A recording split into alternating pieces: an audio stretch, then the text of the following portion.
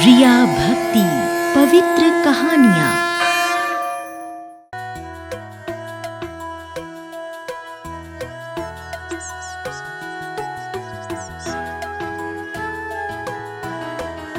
एक गांव में गौरी नाम की लड़की अपनी मां जमुना के साथ रहती थी। रोज की तरह आज भी गौरी सुबह उठकर नहा धोकर सबसे पहले मंदिर पहुंच गई थी। उसने मंदिर की सफाई की और शिवलिंग का श्रृंगार करने लगी। कुछ देर बाद पुजारी जी भी वहां पहुंचे और उन्होंने गौरी को देखकर मुस्कुराते हुए कहा, गौरी बिटिया, आज भी तुमने पूरे मंदिर की सफाई कर दी। जी पंडित जी, आप तो जानते हैं शिव जी की सेवा करना मुझे कितना पसंद है। हाँ जानता हूँ, बचपन से तुम्हें शिव जी की पूजा करते देखा है। देखना बिटिया, तुम्हें तुम्हारी भक्ति का फल जरूर मिलेगा। अरे हाँ, कल शिवरात्रि है और हमेशा की तरह शिव जी की कथा तुम्हें ही सुनानी है। कल भी जल्दी आ जाना बिटिया। जी पंडित जी। वैसे आज तुम इतनी जल्दी क्यों आ गई? आज मुझे माँ के बदले काम पर हवेली जाना है। क्यों? आज तुम क्यों जा रही हो? माँ की कल रात को जरा तबीयत खराब हो गई, इसलिए उनकी जगह आज मैं चली जाऊंगी। अब मैं चलती हूँ पंडित जी। ओम नमः शिवाय। गौरी की माँ हीरालाल ठाकुर के यहाँ खाना बनाने का काम करती थी। गौरी मंदिर से सीधा हवेली पहुँची। हवेली पहुँचकर गौरी हीरालाल की पत्नी राधा कुमारी से मिली। प्रणाम मालकिन, आज माँ की तबीयत ठीक नहीं है, इसलिए उनकी जगह मैं आ गई। अरे क्या हुआ जमुना को? कल रात से उन्हें तेज बुखार है। रात में डॉक्टर काका आए थे, उन्होंने आराम करने की सलाह दी है, इसलिए मैंने सोचा आज वो आराम कर लें। चलो अच्छा है, जमुना की तुम्हारी जैसी भली बेटी है। अच्छा, तुम्हें खाना वाना बनाना आता है? जी मालकिन, आप बस बता दीजिए क्या क्या बनाना है। राधा कुमारी गौरी को लेकर रसोई में गईं और उसे क्या क्या बनाना है और कैसे बनाना है ये सब समझा दिया। राधा कुमारी के जाने के बाद गौरी ने खाना बनाना शुरू किया। राधा कुमारी गौरी के हाथ के स्वादिष्ट खाने से बेहद खुश थी। उन्होंने गौरी को बुलाकर कहा, तुम्हारे हाथ में तो जादू है गौरी। अगर तुम चाहो तो कल से काम शुरू कर दो। मैं तुम्हारी तनख्वाह भी बढ़ा दूंगी और अब तुम्हारी माँ को आराम करने दो। उनकी जगह तुम ही काम पर आ जाओ। मैं भी चाहती हूँ कि मेरी माँ आराम करे, लेकिन मुझे इस बारे में अपनी माँ से बात करनी होगी। कोई जल्दबाजी नहीं है, तुम अच्छी तरह सोच विचार कर लो। और हाँ, कल रात घर में शिव की बड़ी पूजा है, कल जरा जल्दी आ जाना ताकि काम में थोड़ा हाथ बटा सको। उस रात गौरी अपनी माँ को समझाने की कोशिश करती है। माँ, मुझे लगता है अब आपको आराम करने की जरूरत है। मालकिन ने कहा कि वो मुझे काम पर रख लेंगी और तनख्वाह भी बढ़ा देंगी। माँ, अब आपको आराम करना चाहिए। पिताजी के जाने के बाद आपने पूरी जिंदगी काम करके मुझे संभाला है, अब मुझे आपकी जिम्मेदारी संभाल लेने दो। अभी मेरी जिम्मेदारी खत्म नहीं हुई बिटिया। जब तुम्हारा ब्याह किसी अच्छे लड़के से हो जाएगा ना, तब मेरी जिम्मेदारी खत्म हो जाएगी। मुझे आपको छोड़कर कहीं नहीं जाना माँ। ये कहकर गौरी अपनी माँ से लिपट गई। अरे पगली, ब्याह तो सबको करना पड़ता है, एक दिन तेरा भी होगा और देखना शिवजी बड़ा भला लड़का देंगे तेरे लिए। अगली सुबह गौरी रोज की तरह तैयार होकर जल्दी मंदिर चली गई। आज उसने शिवरात्रि का व्रत भी रखा था।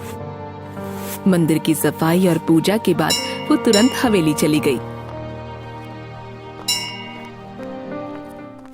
हवेली में बड़ी धूमधाम से शिवरात्रि की पूजा हुई।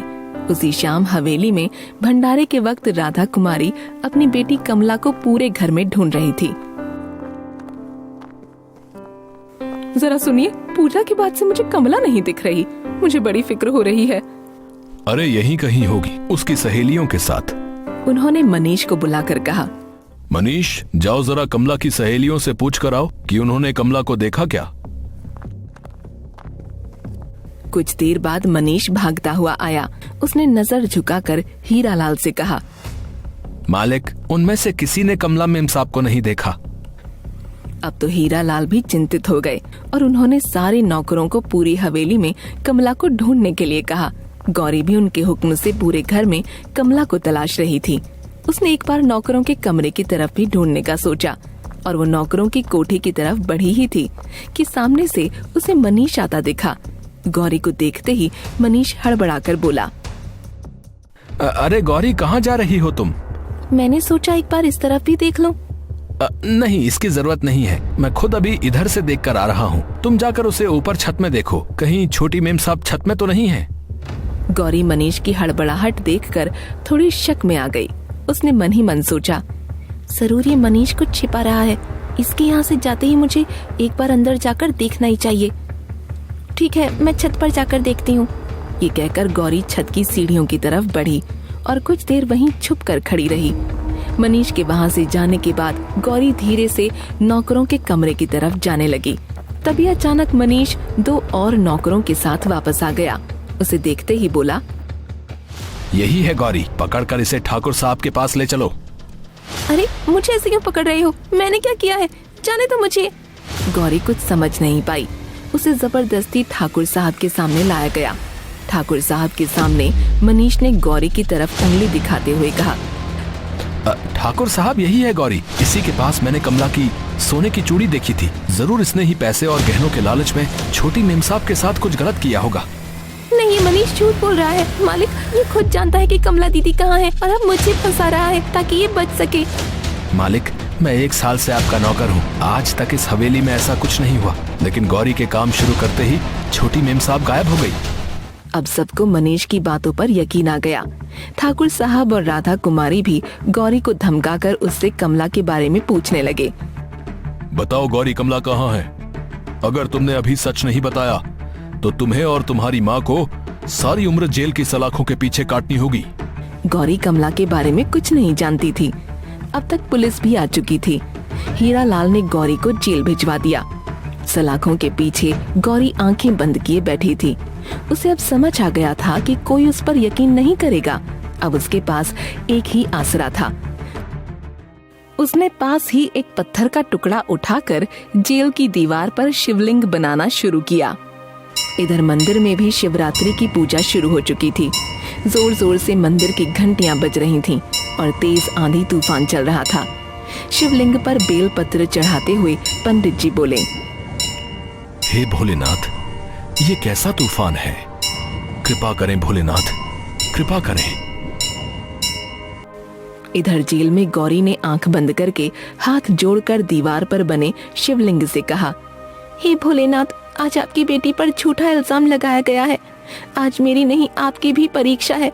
अगर आज कमला नहीं मिली तो सच सामने नहीं आएगा और मैं अन्न का एक निवाला भी ग्रहण नहीं करूंगी और यहीं आपके सामने सर पटक पटक कर अपने प्राण त्याग दूंगी। ये कहकर गौरी ने जोर से दीवार पर अपना सर पटका। उसके खून के छींटे दीवार पर बने शिवलिंग पर लगे और वहीं मंदिर में पंचामृत का अभिषेक हो रहा था। उसी वक्त एक तेज ज्योतिपुंज मंदिर के शिवलिंग से निकलकर बाहर आया और शिव जी के रूप में प्रकट हुआ। फिर उन्होंने एक कुत्ते का रूप धारण किया और भागते हुए हीरालाल के घर जा पहुंचा। उस वक्त मनीष अपने हाथ में गहनों की गठरी लिए छुप कर भाग रहा था, लेकिन कुत्ते ने जोर से उसके पैर पर काट लिया और उसकी चीख निकल पड़ी। उसकी चीख सुनकर कुछ दूरी पर बैठे नौकर दौड़कर वहां आ गए और उन्होंने मनीष के हाथ से गहनों की गठरी गिरते हुए देखी। 2 नौकरों ने तुरंत मनीष को पकड़ लिया और एक नौकर जाकर हीरालाल को बुला लाया। मनीष के पास गहनों को देखते ही राधा कुमारी हैरानी से बोली, ये तो कमला के गहने हैं। बता, मेरी बेटी के गहने तेरे पास कैसे आए? नमक हराम, जल्दी बता। हीरालाल ने नौकरों को मनीष को मारने का आदेश दिया। एक अच्छी खासी पिटाई के बाद मनीष ने सब कुछ उगल दिया। नौकरों की मार से डरकर मनीष गिड़गिड़ाते हुए बोला, मालिक, मालिक माफ कर दो मालिका, मुझे लालच आ गया था। मैं पूजा के वक्त सबको व्यस्त देखकर मालकिन के कमरे में गहने चुराने गया था। जब छोटी मेम साहब ने मुझे चोरी करते देख लिया, इसलिए घबराहट में मैंने उन्हें बेहोश करके छिपा दिया ताकि वो किसी को कुछ न बताए। मनीष ने बताया कि उसने कमला को उसके कमरे के ट्रंक में छुपा कर रखा है। उन्हें कमला मनीष के कमरे में ट्रंक में मिली। कमला के मुंह में और हाथ पैर में पट्टी बंधी हुई थी और वो ट्रंक में घुटन से बेहोश हो चुकी थी।